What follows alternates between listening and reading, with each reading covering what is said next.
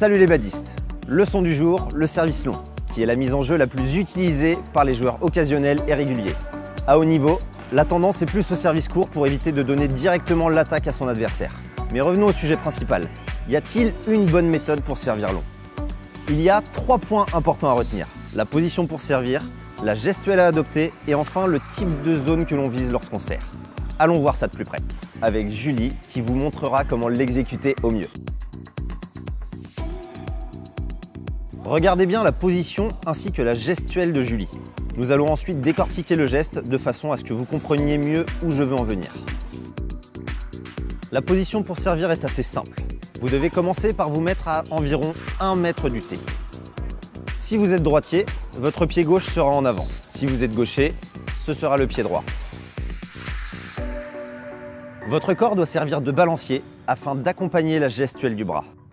Le pied situé à l'arrière effectue un transfert durant le service sur le pied situé en avant. Ici, cela sert à accompagner le volant. Afin que le volant ait une trajectoire parabolique et ait suffisamment de longueur, vous devez imiter le geste du golfeur lorsqu'il swing sa balle. Votre gestuelle part derrière vous pour se finir devant vous. Il s'agit ici d'accompagner le volant lorsque vous le tapez. Votre prise de raquette est universelle. Ne serrez pas trop fort votre raquette, ne soyez pas trop crispé car la trajectoire sera alors faussée. Si vous suivez la même trajectoire que ce trait et que votre adversaire est droitier, ce service sera bon, mais il lui ouvrira le court entier. Il pourra faire ce qu'il veut avec le volant, amortir, smatcher ou dégager. Si vous suivez la même trajectoire que ce second trait, il réduit considérablement le champ d'action de votre adversaire. Le court est moins ouvert, l'adversaire a donc moins de choix que lors du premier service.